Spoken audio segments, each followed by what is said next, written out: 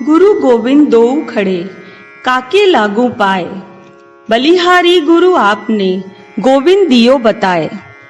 ये पंक्तियां हमें बताती हैं कि गुरु का स्थान सबसे ऊपर है। ईश्वर को पाने के लिए भी हमें गुरु के मार्गदर्शन की आवश्यकता होती है।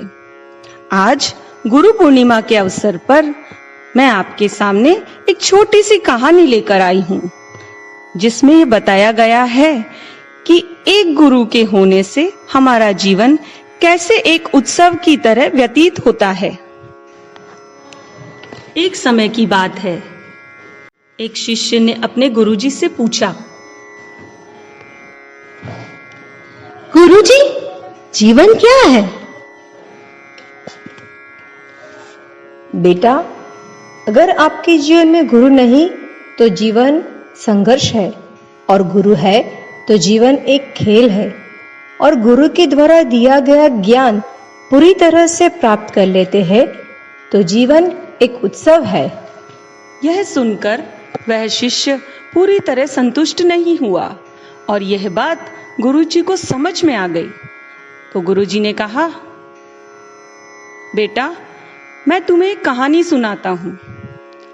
एक बार एक आश्रम में 3 शिष्यों ने एक गुरुजी से शिक्षा प्राप्त करने के बाद बड़ी विनम्रता से पूछा, गुरुजी, आपको गुरु दक्षिणा में क्या चाहिए?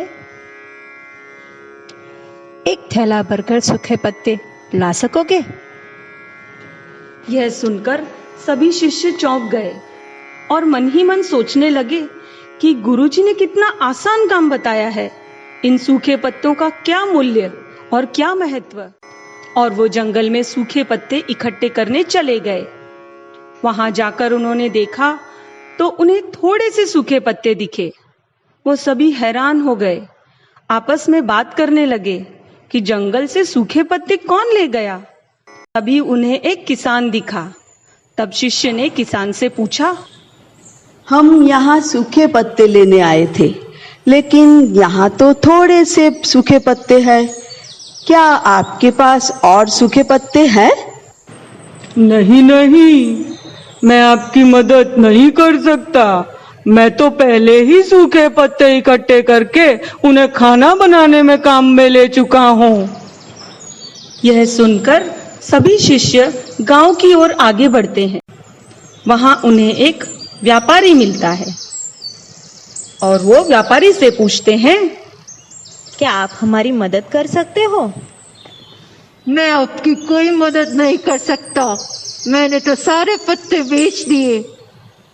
तब शिष्यों को उदास देखकर व्यापारी ने उदारता दिखाते हुए उन्हें एक बूढ़ी माँ का पता बताया, जो सूखे पत्ते इकट्ठे करती थी। बड़ी उम्मीद से सभी शिष्य उस बूढ़ी माँ के घर तक पहुंचे और उनसे भी सूखे पत्ते देने के लिए विनती की। बेटा, मैंने तो इन सभी पत्तियों से अलग अलग दवाइयाँ बना ली है। मैं तुम्हें कोई मदद नहीं कर सकती। सभी शिष्य पूरी तरह निराश होकर एक मुट्ठी पत्तियां लेकर आश्रम में पहुंचते हैं। गुरुजी कहते हैं, ले आए हो गुरु दक्षिणा? गुरुजी, हमें क्षमा कीजिए, हम आपकी इच्छा पूरी नहीं कर पाए। हमें लगा था कि सूखी पत्तियां तो यूं ही आसानी से मिल जाएगी, लेकिन हमने देखा कि इन पत्तियों का लोग अलग अलग जगह अलग अलग तरह से उपयोग कर रहे हैं। गुरुजी मुस्कुराने लगे और उन्होंने कहा, ये जो मुट्ठी भर सूखी पत्तियां आप लाए हो, ये मुझे दे दो। इनका भी बहुत बड़ा महत्व है। ये ही मेरी गुरु दक्षिणा है। शिष्य सूखे पत्ते गुरुजी को देकर खुशी खुशी चले गए। वह शिष्य जो गुरुजी से कहानी सुन रहा था कहता है, गुरुजी, मैं सब समझ गया। जिस प्रकार बेकार तथा बिना पैसे से मिलने वाली सूखी पत्तियों का मूल्य होता है, उसी प्रकार हमारे जीवन में छोटी छोटी वस्तुओं का भी महत्व होता है। इस तरह कोई भी चीज और कोई भी व्यक्ति छोटा या बड़ा और बेकार नहीं होता। सभी की अपनी अपनी कीमत और उपयोग तथा महत्व होता है। यह कहानी सुनकर शिष्य अपने जीवन में गुरु का महत्व समझ गया था। रहीमन देख बड़ेन को, लगू न दीजिए डार, जहां काम आवे सुई का करे तलवार। तो बच्चों, इसीलिए हमें सबका आदर करना चाहिए, सबकी रिस्पेक्ट करनी चाहिए।